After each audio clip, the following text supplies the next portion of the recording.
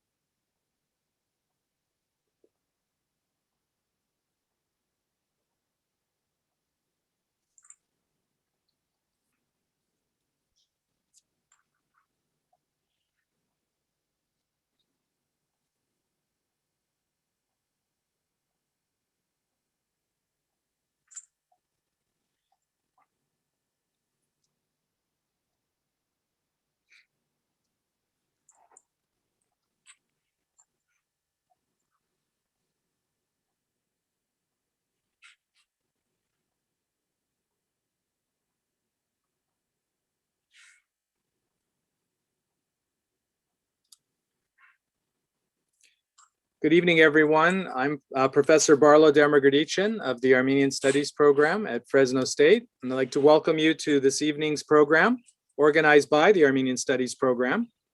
It's part of our spring 2021 lecture series, and all of our events this semester have been held as Zoom webinars. Today's presentation will be by Dr. James Russell. I'll be giving an introduction in just a moment.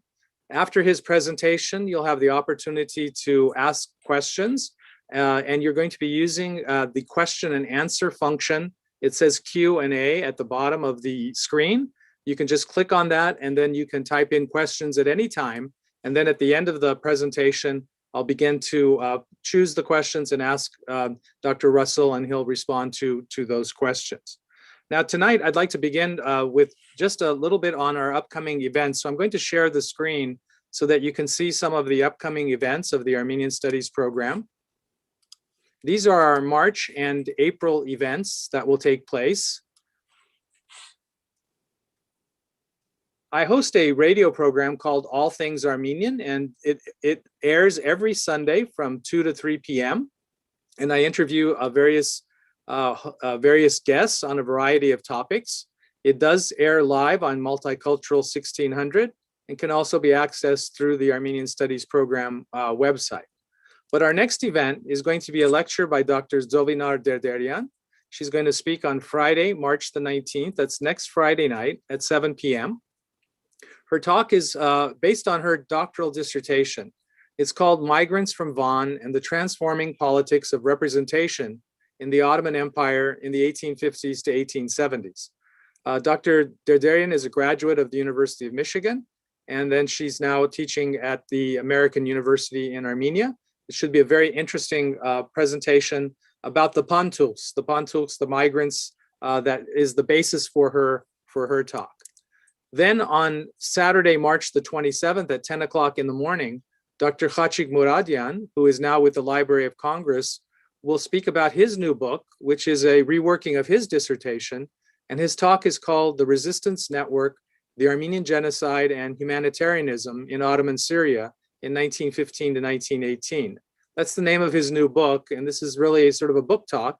And he'll present and discuss his findings about the humanitarian network, the resistance network in 1915 to 1918. On the bottom of each of these slides are our Zoom webinar links, and you can always link up with those. I'm going to be giving a talk on Armenian art on Friday, April the 9th at 7 o'clock.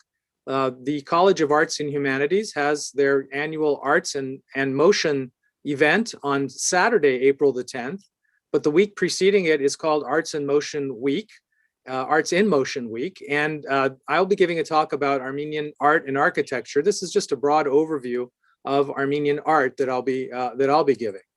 And then on April 16th, we're going to be having a discussion about a movie called The Last Inhabitant, based on a movie which was produced in Karabakh. The director is Jivan Avetisyan. He'll be joining us from Armenia for a discussion. And in the week preceding this event, you can watch the movie. So the idea is you watch the movie sometime during the preceding week. And then on Friday, April the 16th at 5:30, we'll be having the discussion. This is co-sponsored by Cineculture, which is the Friday night movie presentations, and also the Center for Creativity and the Arts. As I mentioned earlier, we are on social media, so you can follow us on Facebook at Armenian Studies Fresno State. You can also go to our website at fresnostate.edu, Armenian Studies, to learn more about our program, but also about our upcoming events. So tonight, we have the pleasure of introducing my guest is Dr. James Russell.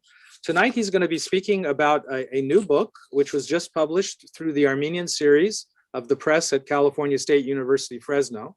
The book is called Misak Medzarents, The Complete Lyric Poems, and it's a translation and commentary by Dr. Russell of the complete works of Misak Medzarents, and it's the first of any kind of translation, complete translation in a foreign language. Just a little bit about Misak Medzarents. I know Dr. Russell will speak about him, but just a little bit about him. He was considered to be one of the great lyric poets of the Western Armenian language, perhaps after Bedros Turian, born in 1886 and dying in 1908, so he's a very young writer. During his tragically short life, he published several slim volumes of verse, and Dr. Russell in his commentary discusses the poetry and discusses the various types of language that are used, the vocabulary, the various elusive language that's used in the work. So I'm not going to talk more about it because he will be talking about it in his presentation. A little bit about Dr. Russell. He is the Mashtots Professor of Armenian Studies Emeritus at Harvard University. He was in a phased retirement before becoming emeritus, and later in 2020 is when he became emeritus, and now he lives in Fresno. So he's part of the Fresno Armenian community, I think, in our area. He is the author of a number of books, including Zoroastrianism in Armenia, an Armenian epic, The Heroes of Kasht, and the Book of Flowers. And he has also published many articles, including one collection of Armenian and Iranian studies, which was published in 2004. He is also the author or the translator of Bedros Turian's poetry in his previous work called Bosporus Nights. So we're going to listen today to Dr. Russell. So welcome, Dr. Russell. It's good to have you here with us, and I'll hand it over to you for your presentation. Thank you. Thank you. Can you hear me? Yes, sounds good. Okay. Thank you very much, Barlow. Good evening, ladies and gentlemen. I haven't actually given a lecture on Zoom before, and I'm hoping that soon the world will return to auditoriums and live audiences with book signing and coffee and cookies and all those nice things. I was about to say I don't know how many of you are out there, but actually I do know, since it says there are 57 participants. I'm so unfamiliar with the system, but I still don't know where you are or what time it is where you are. Maybe you've just washed up after dinner here in California or are on the East Coast and are going to check out soon to watch the 11 o'clock news, or perhaps it's morning in a country across the ocean and it's raining and you're drinking a nice cup of tea, or it's bright and sunny and you're sipping some coffee. And whoever and wherever you are, thanks for tuning in. And let me wish you and your loved ones good health and good luck in these very strange times. Today's the anniversary of the announcement by the CDC that coronavirus was indeed a pandemic. Some of us have lost people close to us in the past year, and I'd like to dedicate this lecture to the memory of a dear friend who passed just a few weeks ago in St. Petersburg, Oksana Fyodorovna Nikolskaya. She was a Ukrainian who grew up in Russia, studied math at Moscow University, and was the widow of an Armenian scholar who translated German literature. I spent many happy spring and summer months in her book-lined apartment in Russia, where we talked about the poet who's the subject of tonight's lecture, and about many other subjects, Armenian, Russian, and other. This talk is about my new book, the first translation, as Barlow mentioned, into any language of the complete lyrics of the Armenian poet Misak Medzarents. And it is volume 12 in the Armenian series of Fresno State. You can order a copy in paperback or hardcover from Fresno State directly, or from the April Armenian bookstore in Glendale in the Los Angeles area. It's available on Amazon too, but please patronize the university and April Books. It's very important to keep independent booksellers in business, especially in times like these. The book presents the nearly 200 poems that Medzarents wrote, both published and unpublished, in an English translation with a commentary accompanying each.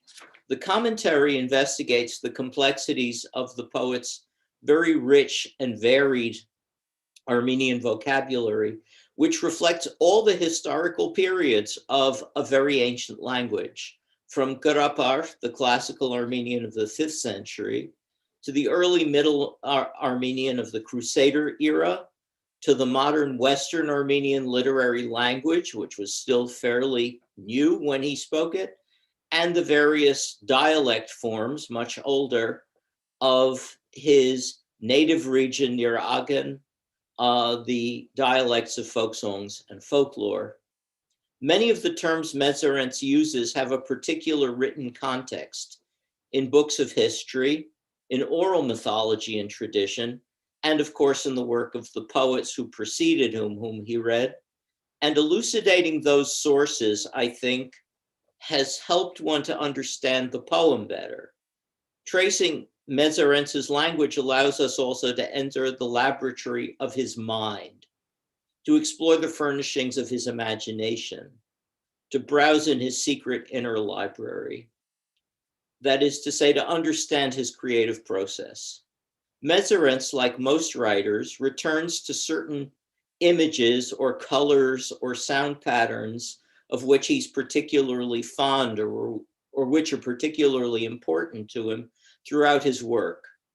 By identifying and understanding these, I've tried to be able to share the poet's emotions and start to see through his eyes, to perceive the world in a different, particular, and very unusual way.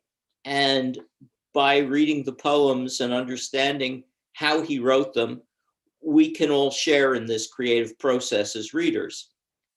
One could write a whole book just about his use, for example, of the color in Armenian zirani, a word that means both golden and royal purple, and also the color of an apricot, and also the color of the waves of the sea, a very unusual word for an English speaker and a key word for him in many ways. It's a healthy exercise to perform, to break out of the prison of oneself for a while, and to see reality as another person sees it, particularly when the other person was an artist of genius, speaking a language that nobody today knows the way he knew it.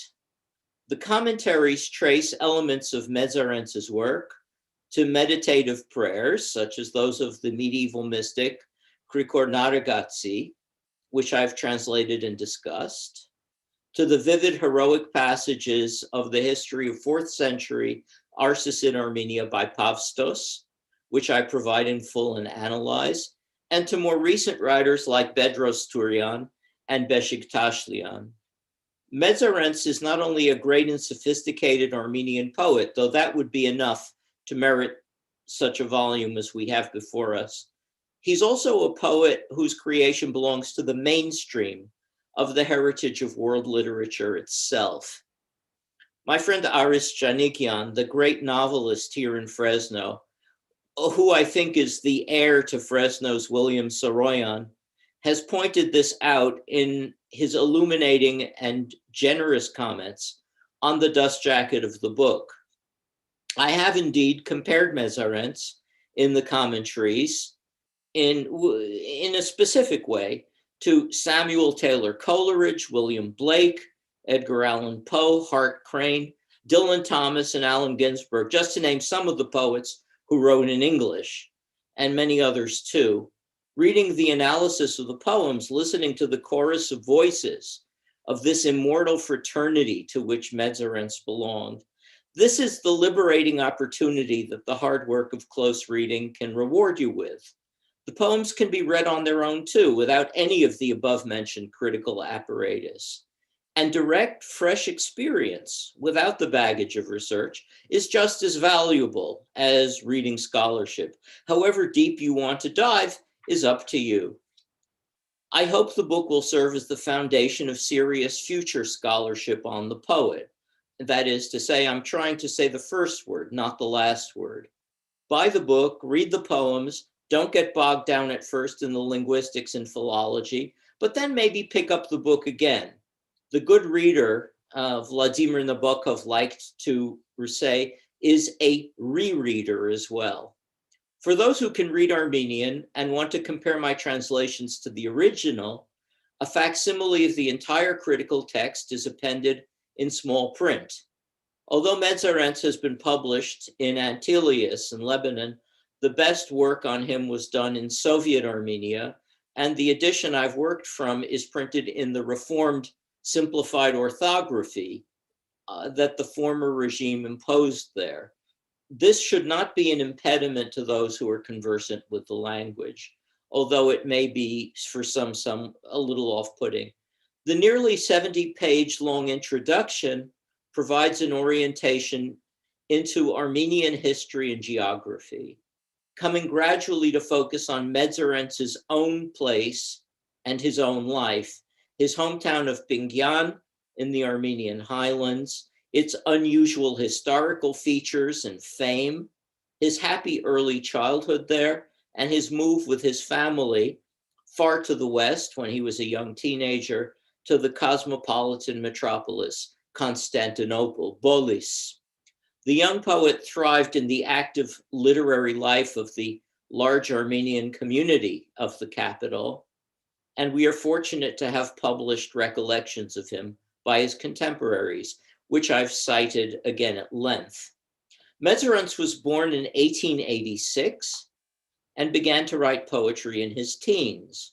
But like his short-lived precursor, Bedros Turian, who died about 15 years before his birth, he became ill with tuberculosis at an early age and left this world when he was scarcely 21.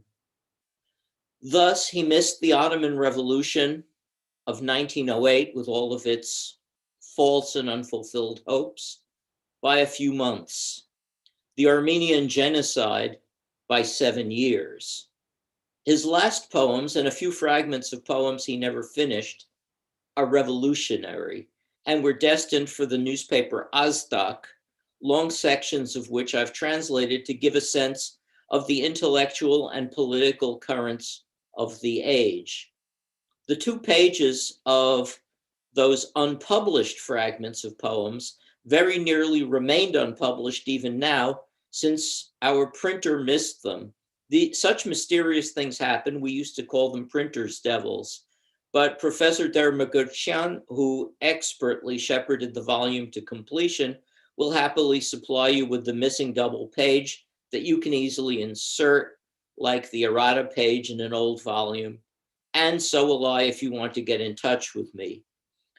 Those last poems have a new lexicon, a new register of imagery and sound, which is bleak, taut, and urban.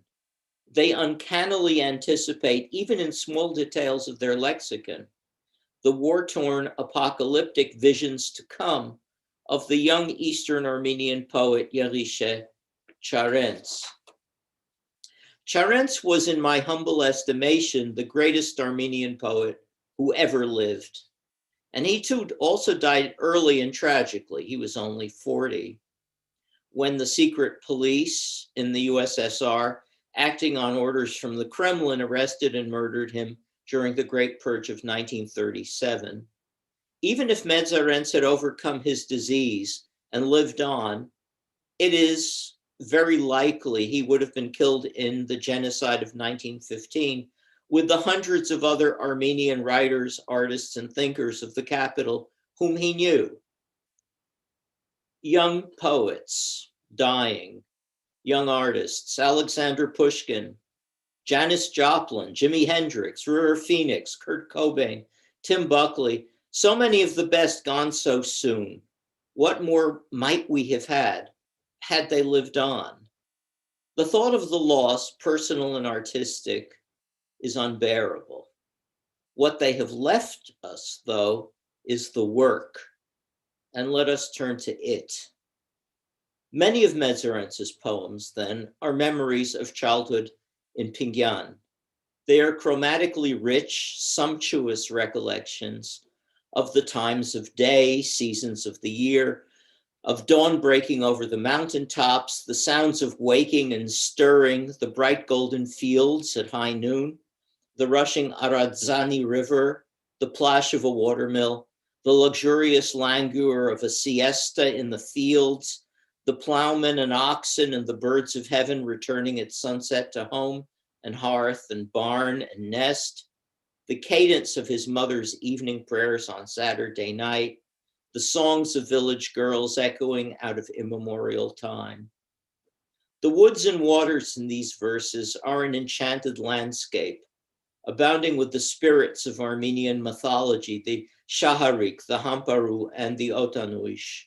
Many of these poems strike a pastoral note, but in verses like Incharpetsutyamp, with what intoxication, Medzarents attains a kind of pantheistic ecstasy, breathless, incantatory, splitting like a ripe pomegranate, bursting like the sun in its glory. Like all young people, Medzarents was in love with love itself. He was, by all accounts, a delicate, somewhat androgynous youth, weakened towards the end of his life by his debilitating disease. He and Bedros Turian, who died of the same illness, would be worshipped today for their slender and heroin chic looks, like latter-day Pete Doherty's or Ian Curtis's. But like Rimbaud, they were aliens to their own time. They were poets of the future, trapped in a past to which their beauty was alien and unappreciated. Medzarents longed for certain beautiful women, but it seems that his desires were never requited. He never had a love affair. The traditional ways of his culture, both in his village and later on in the big city, restrained him, and a stale and imported Victorian morality further imprisoned him. And not only that, the guardians of good taste of the time, the literary establishment, the cancel culture of the day, if you will, savagely attacked him as a decadent, a degenerate, plus ça change, right? Medzarents' poems about love are therefore, of necessity, not celebrations of the emoluments of gratified desire, they're feats of the imagination, vast and intricate reveries of desire, undulating dances, sumptuous feasts, all imagined, the exciting rhythm of music caught only upon the inner ear, flashes of exotic color invisible to all but the poet, clouds of the hashish he wasn't smoking, achieved in the nocturnal solitude of his all too real little chamber. Many a teenager has felt all dressed up with nowhere to go. I think we've all had that feeling at some point. And who does not know the loneliness of imagining being at a concert when one is just deafening oneself with headphones, or the colder emptiness of the replacement of a real body by an image on a bilious, glowing screen. We've become all too used to that during the pandemic. Medzarents deploys against this anguish and this frustration a seductive vocabulary, the vocabulary of the idols of an imprisoned hero king 15 centuries before.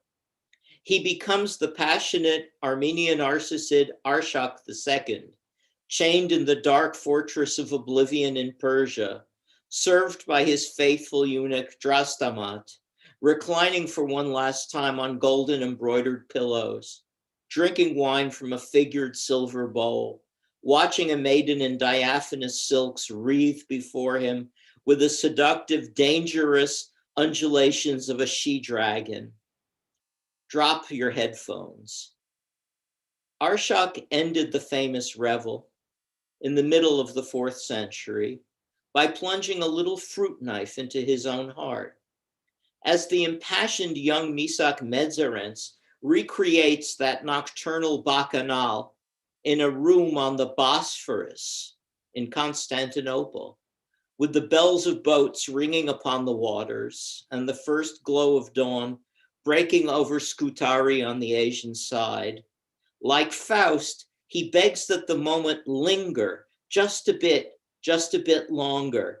And then as the vision dissipates, like Prospero's wedding mask in The Tempest, upon thin air, the poet parts with it, but he parts praising it with a particular word.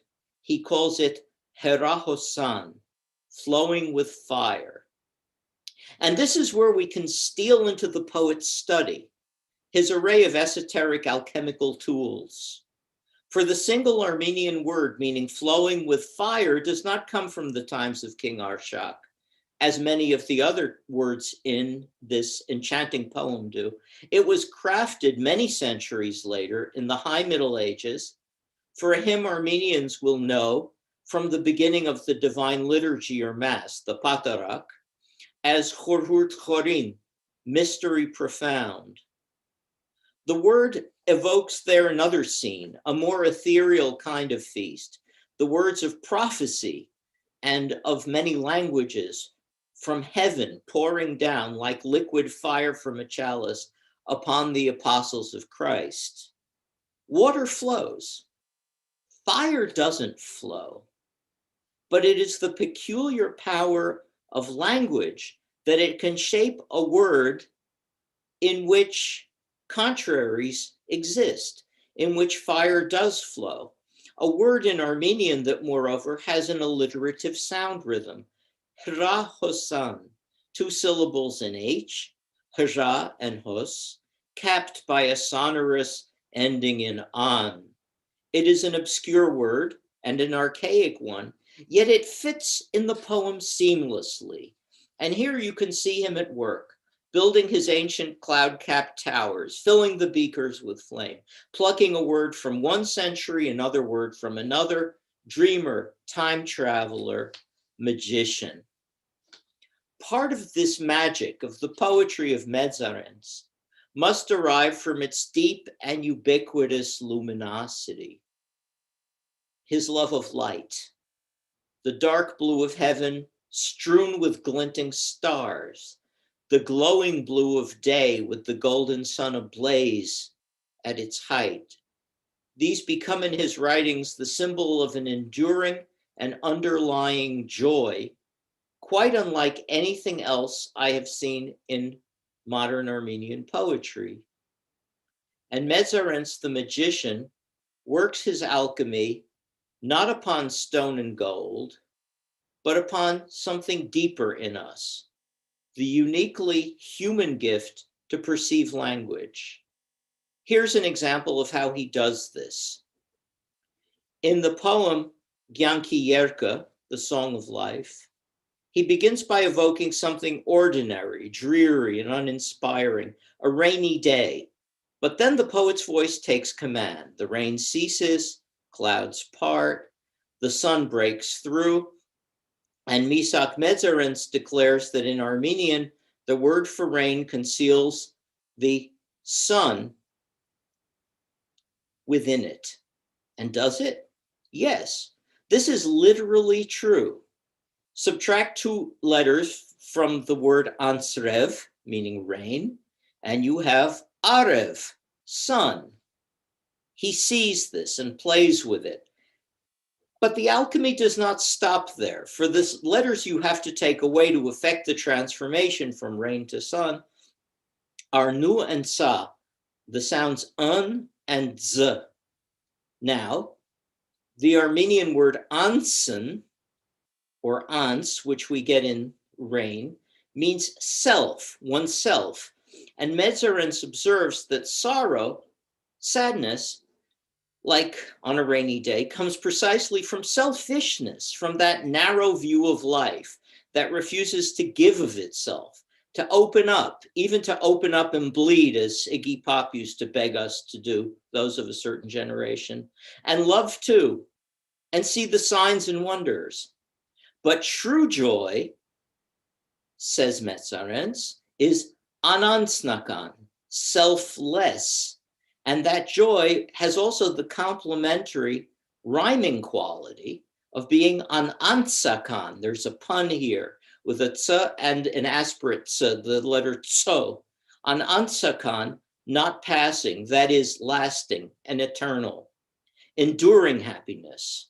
The pun is on ans and ans, but the verbal play is not a cute figure of speech. It's the emblem of a world of his thought. As I've said, it's possible to read these poems and still enjoy them, but often God is in the details. And since this is an Armenian poet, it's in the Armenian language that we find the hidden treasure, hidden so that we can enjoy the thrill of discovery. I'll leave it at that with those examples. The book is there. One labored at it on and off for 2 decades, and I hope you'll read it.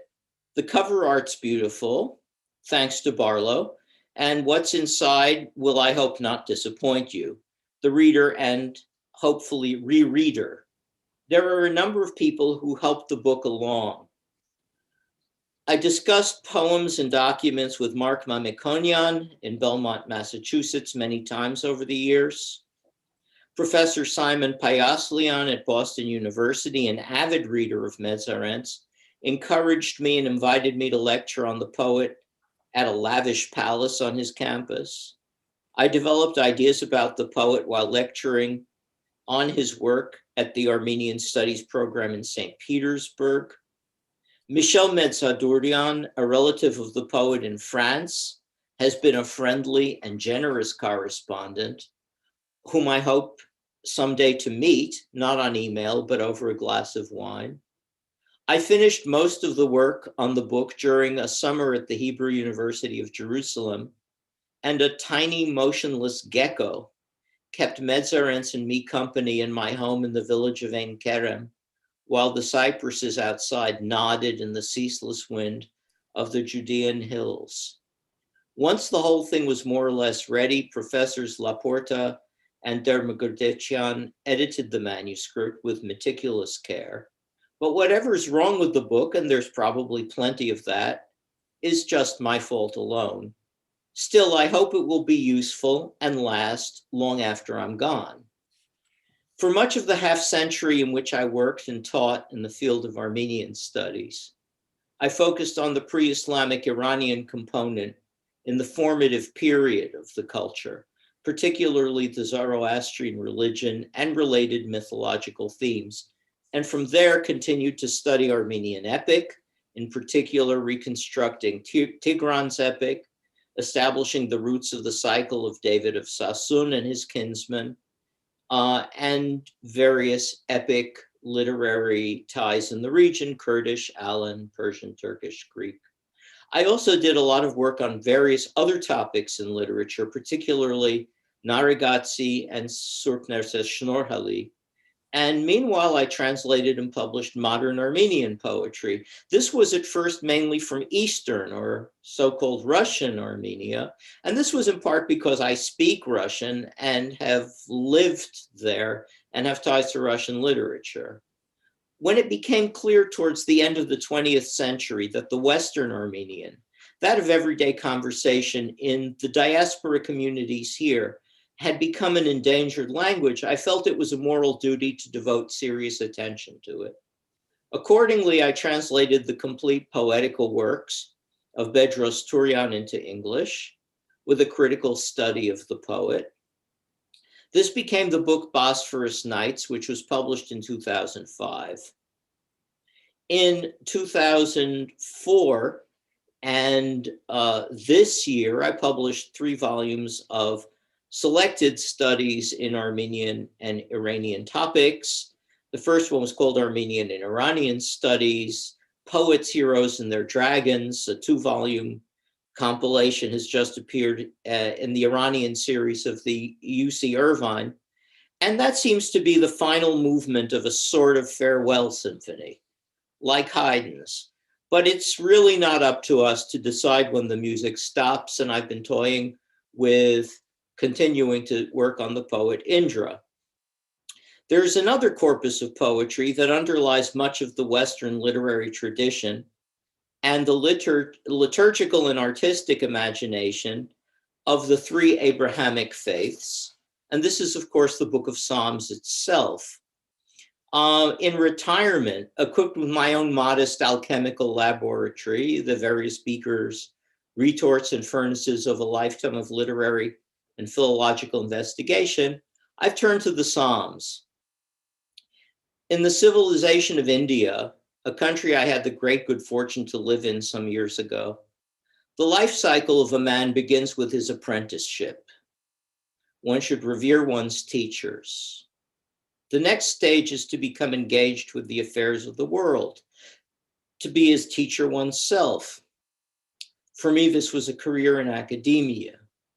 Now I've arrived at the third stage, the time in life in which one in India becomes a sannyasin, a renunciate. In the subcontinent, this means adopting a simple and meditative life, leaving the world and its vanities behind, and going up into the Himalayas to clear one's mind, chant the Vedas, and prepare for the great liberation of the soul. Well, here in Fresno, we have some mountains to the east, the Sierra Nevada, but quiet life down here has become the setting for a sort of a third stage, the study of the Psalms and the other biblical books. One does not quite renounce the work of life till God tells one to. My grandmother, who was born in Austro-Hungarian Poland, emigrated as a young girl to New York, studied hard, climbed out of poverty, and became a high school teacher, was a trade unionist, a mother, a wife, and in the most perilous decades of the turbulent 20th century, she even knitted woolen hats for the boys in the Red Army. And she could recite the Sermon on the Mount from memory in the original Greek. Shortly before her death, in the fall of 1981, she told me, "Darling, cultivate your own garden, but every now and then go out and throw a brick." Her unforgettable twist on Voltaire's Candide restates a principle of balance, of a middle way in life, in which one neither renounces all the world nor remains too attached to it. In a sense, Medzarents was a bit like this, even at a very young age. He wrote lyric poems, but when the time came, he wrote political ones too. The great Russian writer Nekrasov insisted in the 19th century, one need not be a poet, but one is obliged to be a citizen. We all must contribute in the best way we can, each one of us, in the time given us, to do good for those around us. Every man and woman, as it seems to me, has a unique and precious task to fulfill.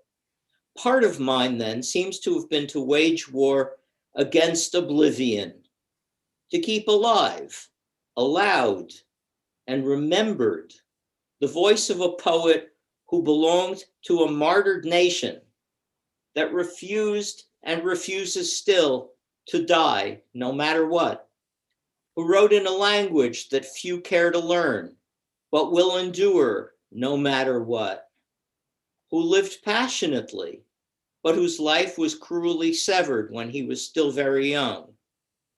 And despite that, he wrote poems that scorn despair. A man who broke a rain cloud in half and brought the sun forth out of it. Misak Medzarents. Hokvuis tapu tumpuki kichnetsi tach nais gishesh. Dunskaneru best zun zap gazarnenim hushesh. Vampir neru yerkin het, kushaheni achkerut ziranedzin potsen harut, gairi hokvuis mech noren. Kino vanyut nektaren hampur nerunzach kanuish, hon chola parke baren, sharj sever pampishi. Saikon hamroren gamashi. Ah, kichmanal, kichmanal. Guze hokis ginovanal. Naivats ki mech herahosan. The drumbeat of my soul and its tambourines trill this night descend in laughter. Like cymbals clashing, they delight. My memories clap their hands together. Accompanying the castanet's song, your falconized flame, purple-born and fire burn within my soul again. Drunken on that intangible ambrosia, with kisses redolent of flowers, sway there in mad dances, the regal ladies, undulations. The dark night gently wears away. Oh, just once more, just once again, my soul intoxication craves in the rivulets of fire flowing from your gaze. Ahapekich conjurt nerun mech gyankin lala harach surhut siunesh ins asin amen huiser meds parabin gahankin unainutun maga berke gyankasin amen zachik chamrum muni irenmot o amen gyank mut stvershma iryetin zachik neru purumin bes chungahot amen huiser der chutzalads ganhedin Paits muchatso choherus mech zirani luis mahangarts supertetsav shochalov gyanki parpar yerknvos gesash gerani vorun tseverch unkentretsi dochalov. De churvoch per toch chekanten kez asav. Toch chutsantin voski huiseret zirutsan. Ir verch nuni amen kunchir, amen sav, zink mortzoch, jebit ner lusatsan.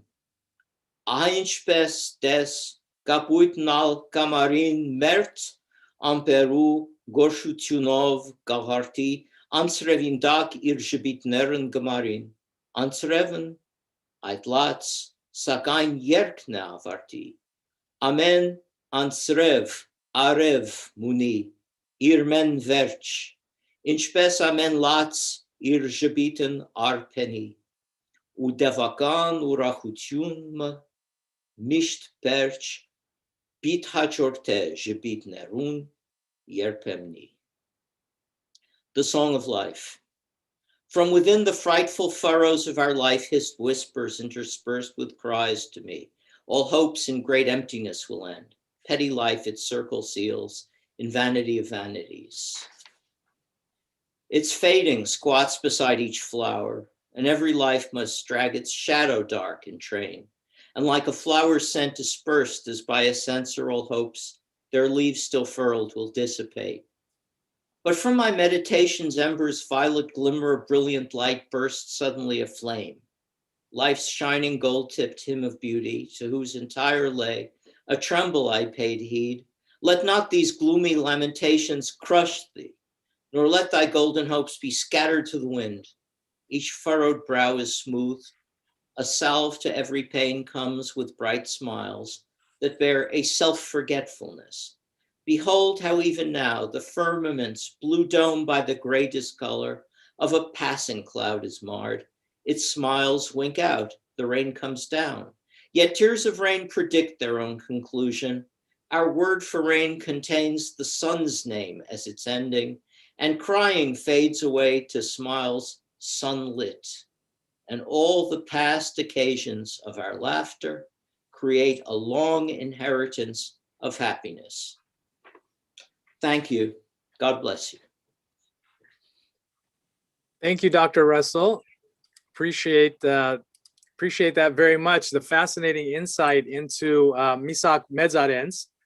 So I'm going to ask our audience to go ahead and begin to ask questions using the question and answer area of the Zoom, and I will begin with already some questions. Dr. Sergio Laporta has a question. What would you say was Medzarents' impact on later Armenian poetry, whether Western or Eastern Armenian? And is he is he turned to today as a source of poetical inspiration? I don't know whether anyone is turning to him at the moment. In the 1930s, Charents, Alazan, and some others thought it was extremely important to reprint and to edit the works of the Western Armenian poets whose world was cut short in 1915. And the Transcaucasian Publishing House published a series of volumes. And Charents in particular, also some of the others, Varashart, Norents, I think, found that the inner quality, the elegiac quality of some of the Western poets was a kind of a healing force for them after the revolutionary years and the very strident poems and the strident ideologies that went with those poems that accompanied the birth of the Soviet state in general and Soviet Armenia as well. So they certainly derived a lot from them. Later on, there's a hiatus, in a way somewhat like the hiatus of the Armenian genocide. This was the Stalin period in which a vast number of Armenian intellectuals were arrested and disappeared. However, in the 1950s with the thaw, again, Armenian writers began to turn back to Medzarents, and his works were reprinted in the 1950s, 60s, and 70s. Baruch Sevag, in particular, I think was very strongly inspired by him. And it was Sevag also who published the critical edition of Bedros Turyan's work. Okay. Here's another question from Jennifer Manukian. Could you talk more about Medzarents' critical reception among his contemporaries, and how did his poetry run against the grain of poetic sensibilities of the time? Yeah, well, Aram Antonyan was one of the people to recognize his genius and to promote him very strongly. A number of critics in Constantinople disliked Medzarents because they felt that his poetry belonged to the school of symbolism, and he wrote a satirical response in verse to that criticism.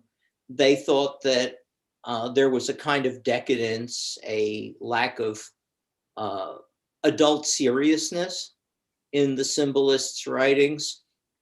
In Eastern Armenian, the preeminent symbolist was Vahan Teryan, and various poets experimented with symbolism in their youth and then moved on.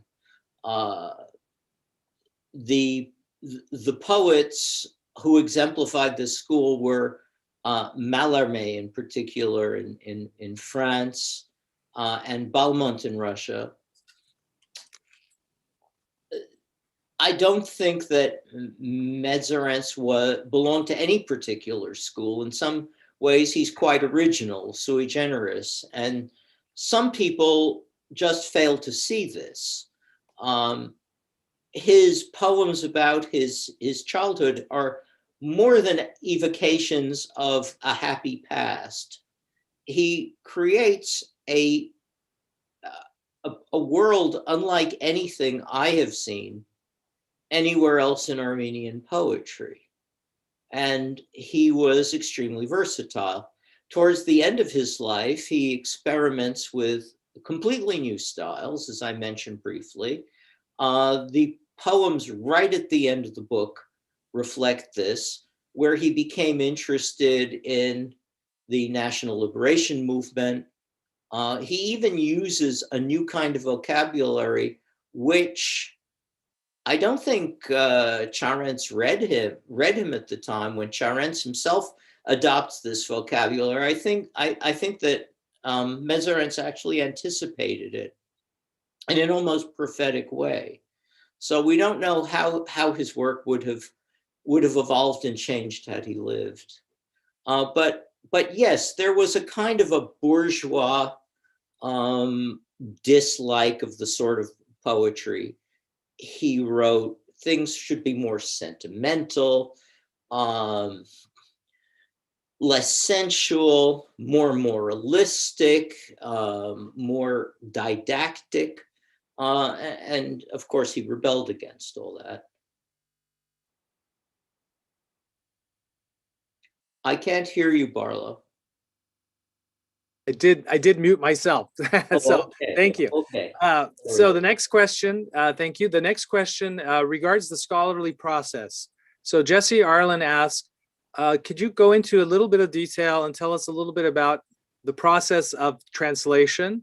So for instance, how long would you spend on each poem translating?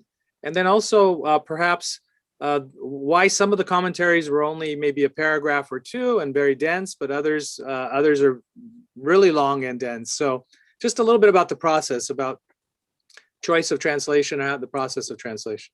Yeah, some of the poems I didn't really feel needed a great deal said about them beyond some formal remarks about their structure and versification. Others had very important themes which needed fully to be studied. For example, in the poem I read, Geitzer Sparks, the first poem, Medzarents uses the word Ziranedzin, which means purple born, literally. That is to say, nobly born, royal. It's a calque, that is to say, a piece by piece literal translation of a Greek word porphyrogenitus, very important in the Byzantine period. But that's not the end of the story. I mean, the sound za is extremely important in Armenian. You get it right from the beginning, like in the Song of the Birth of Vahagan. But in the case of Medzarents, I took another direction in discussing it. There is a poem by Edgar Allan Poe which showcases the English version of this, the English pronunciation of this word, porphyrogene or porphyrogeny. It's hard to tell exactly how Poe meant it to be pronounced sometimes. And the whole poem is constructed, Poe's poem, around this one word, which is identical to the Armenian word. And Poe was in some ways rather like Medzarents in that he was not adequately appreciated in his own time. He was fascinated not only by language, but by the sound shape of language. So I went into this in great detail and devoted a lot of time to it. There's another color word, janjgen, which Medzarents uses, which again struck a chord, and I realized that it's a crucial word in an epic fragment in Pavstos about a horse belonging to a king that the Persians want, and he slips them another one. And while studying that, I realized that this small episode is the root of a story that became a folk epic right across Central Asia and the Near East, called the Epic of the Blind Man's Son. It's best known by its Turkish name Kürülü, and there are several Armenian versions, Kurdish versions, of some from the Van area and other places as far east as Persian Armenia. So I wanted to look into this usage just to see how Medzarents used creatively the reading of classical Armenian that he had done. So in those cases and in some others, the work is very involved and there's a lot of secondary research. Whereas in some of the other poems, I just didn't feel that much was necessary, that they could stand by themselves. Okay.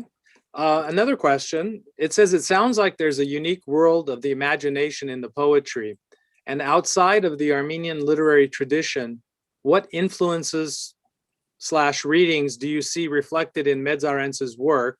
And was his vocabulary or poetic voice affected by non-Armenian literature? And then there's a second part real quick, is you can ask that later, but it's did larger Ottoman cultural and political events like the massacres of the 1890s or the violence have an effect on his writings? So really two questions, I guess. Okay, well, let me address the second one first. Okay. The reason he left Bingyan was because of the chaos and massacres in the Armenian highlands in the mid 1890s. His father went to Bolis, and he and other members of his family went to Sapastia, Sivas, thinking it would be safer there. And Medzarents was stabbed in the back by the son of a Turkish butcher in the town.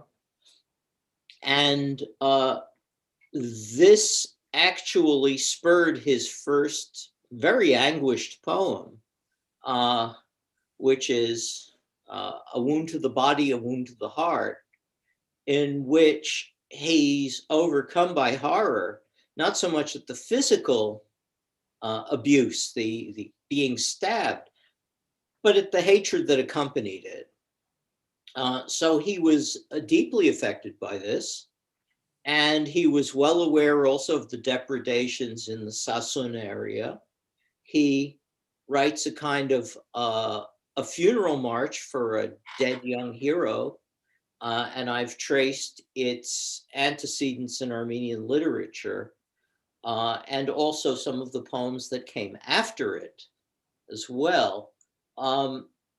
So although most of his poetry isn't political, he was very much affected in his life and in his work both by what was happening in the Ottoman Empire. I don't think that he read very much in the way of Ottoman Turkish literature. He doubtless spoke Turkish, but his village was actually Armenian speaking. The principal language of Bingyan was not Armeno-Turkish, as was the case in so many other places like Shapinkara, Hisar, and other places. It was actually Armenian, and the village had excellent schools. We know about them from a report by Garikin Servanstians, the archbishop who traveled and studied the area on behalf of the patriarch in Constantinople. So I think that for Medzarents, probably Turkish and Persian were somewhat exotic languages. Many Armenians in those days saw themselves as European, not Asian. A scholar writing about my work on Bedros Turian in the New York Review of Books some years ago praised the book as being about an Asian poet. Bedros Turian would never have called himself an Asian poet. He saw his literary antecedents in Armenia, which is a Christian nation, which he considered part of Christendom. He saw the world as essentially constructed around a civilization which is not so much Western or Eastern, but Christian or other, and the Armenians belong to Christian civilization. He geographically, even though he was from the far side of the Bosphorus, he didn't think of himself as Asian for a moment. The literary trends in Europe were what interested him. And this is from a person, Durian, who knew Turkish perfectly and who could read Manzume Efker and so on. Now, I forgot the first half of the question. Could you remind me? Sure. It was, again, just more on the, excuse me one second. Just on the question of the influences again, did he have influences of the non-Armenian poets? Yes, they were principally French. which was the case for most of his contemporaries. He knew English and some American poetry too, but most likely read it in French translation, which is in any case what most people in the world did. Poe was best known in Russia because of Baudelaire's translations. The Russians didn't learn English, they read French. This was the case for many Armenians too. In Lebanon, it's still very much the case that Armenians are highly educated Francophones, yeah? And it's only in America where we've all become monolingual, speaking English and expecting everyone else to. So there's a question regarding the style of Medzarents from Rachel Udelman. She asks, does he follow a particular formal style, or does he break formalistic traditions? I think his style is highly formal, in fact. From the two poems I read, you can see that he uses certain rhyme patterns. He's extremely fond of alliterative patterns. He doesn't experiment with the language. He doesn't create neologisms, new words, the way, say, Indra was wont to do. Yeah, he's highly formal in his style, I think.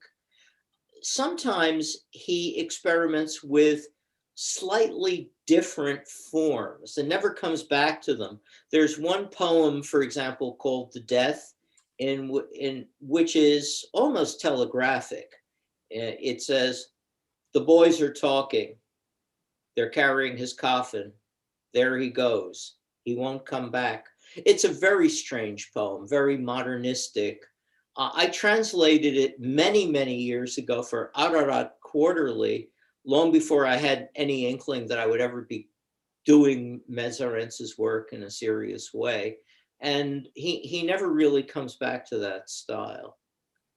Great. Here's an interesting question from Abraham Tarian. He says, thinking of lyric romantic poets like Medzarents, one who also died young and from tuberculosis, a late contemporary of Medzarents comes to mind, namely Mateos Zarifian. How does Zarifian compare to Medzarents? No idea. I've never read Zarifian. Okay. So that's a lacuna in my own reading. Never got around to it somehow. Okay. Another question. Could you speak a little bit more about the effective resonances of the lived physical experience of trauma and pain, and also pleasure in words and writing? So they're thinking about the intercultural experiences you described. I hope that's clear. I don't know. Yeah. Well, I don't think that he experienced much in the way of sensual pleasure, physical pleasure. He was in great pain a lot of the time. He's very tired. His contemporaries talk about how he would go for a walk with them and it would take too much out of him, and he would hide the fact that he was ill. Sometimes he coughed up blood and tried to conceal it from his mom.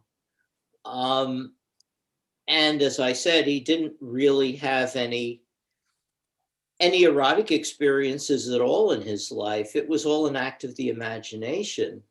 Once, long ago, I was walking in Yerevan with Peter Coey from UCLA, and he mentioned that, in his view, Medzarents had been in love, and the experience of being in love is much more powerful than the experience of being loved.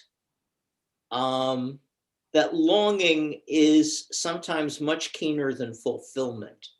And so that in a way, Medzarents, in his view, had had a very, very rich and full emotional life, although to look at the mere facts of it, a lot of it was lived in his imagination. I think this insight was just spot on, actually. As far as pain goes, he got depressed a lot, but he tries to resist it. and his art is a form of resistance to it.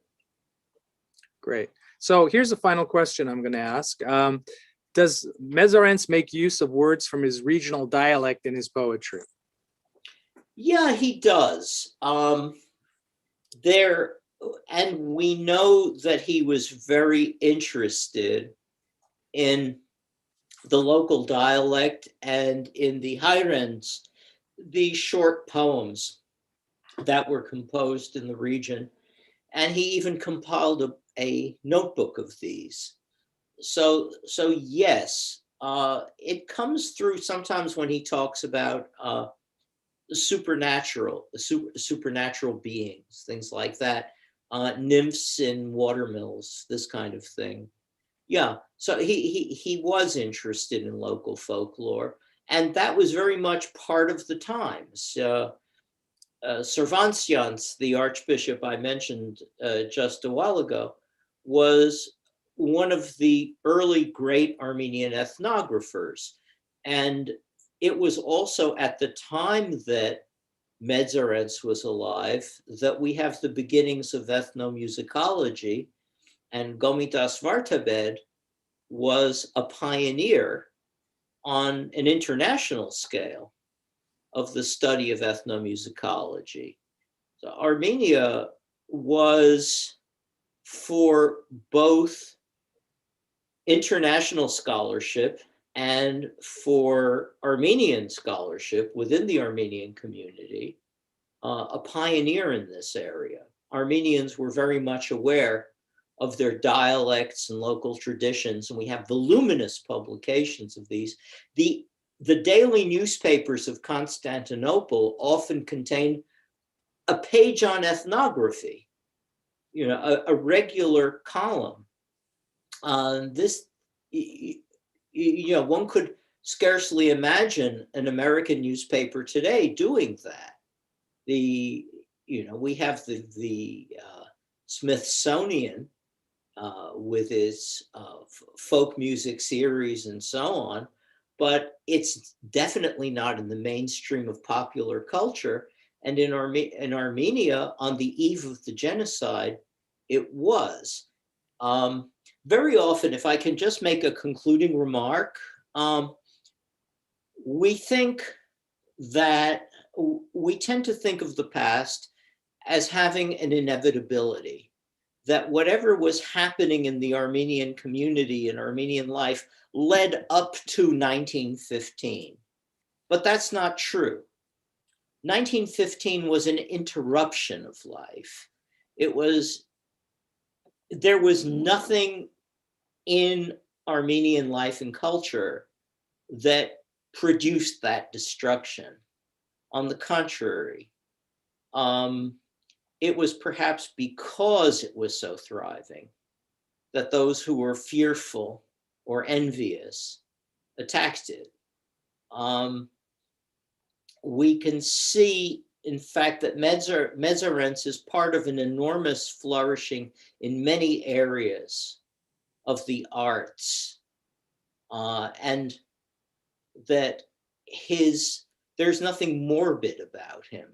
The fact that he lived before 1915 or just before the Adana massacres doesn't connect him with those in any way.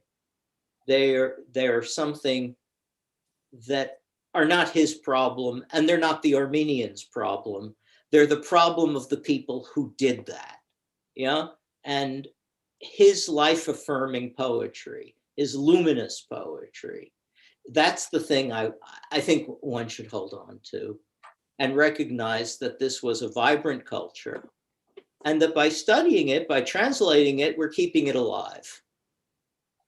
Thank you, Dr. Russell. Thank you, everyone, for joining us this evening. The book is called Misak Medzarents, The Complete Lyric Poems. It is available through Abril Bookstore in Los Angeles, in Glendale, and through the Armenian Studies program. Thank you so much, Dr. Russell, for the very illuminating introduction for many of us into the work of Medzarents and about your approach to the work, and just a really very wonderful evening. Thank you so much for Thank you, Barlow. Thanks. Thank you. Good night, and we'll see all of you at our next event.